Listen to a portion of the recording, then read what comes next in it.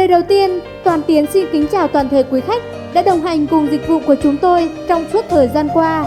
Toàn Tiến là doanh nghiệp chuyên sửa chữa, bảo hành và bán máy móc thiết bị như máy cắt cỏ của các hãng như Maruyama, Makita, Echo, Robin, Shindaiwa, Genao, Stin, Ryobi, Komatsu, Kabuta, máy phun thuốc, máy tỉa cành, cắt chè, cắt cây cảnh. Ngoài ra, đơn vị chúng tôi còn cung cấp thêm các mặt hàng phụ tùng máy bãi Nhật như da bơm, vú bơm, dây xăng, bộ chè Jinba chính hãng, máy móc gồm các loại Tanaka, Hitachi.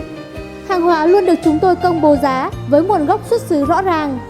Sản phẩm đa dạng với nhiều chủng loại phong phú, giúp khách hàng dễ dàng tìm thấy sản phẩm phù hợp với nhu cầu của mình với chi phí thấp nhất. Những dòng máy móc của chúng tôi luôn nhận được phản hồi tích cực từ phía khách hàng, phục vụ hiệu quả cho ngành nông nghiệp. Được gia công từ các loại vật liệu cao cấp, chống gỉ, có độ bền cao, với mẫu mã đa dạng, nhiều quy cách và phân khúc giá thành, cho khách hàng thoải mái lựa chọn theo đúng nhu cầu, đảm bảo độ chính xác tuyệt đối, vận chuyển hàng dễ dàng, máy chạy êm ái, an toàn tuyệt đối khi làm việc, hướng dẫn sử dụng miễn phí, giúp khách hàng giảm bớt nỗi lo lắng khi đầu tiên tiếp xúc với máy móc. Chúng tôi trung thành với phương châm sản phẩm chính hãng, dịch vụ linh hoạt. Toàn Tiến luôn mang đến cho quý khách hàng sự hài lòng khi chọn mua các loại thiết bị chính hãng giá tốt nhất và được giao hàng đến tận nơi. Với đội ngũ nhân viên giàu kinh nghiệm, luôn luôn sẵn sàng tư vấn, cung cấp các giải pháp mua sắm hiệu quả và tiết kiệm chi phí nhất cho quý khách hàng.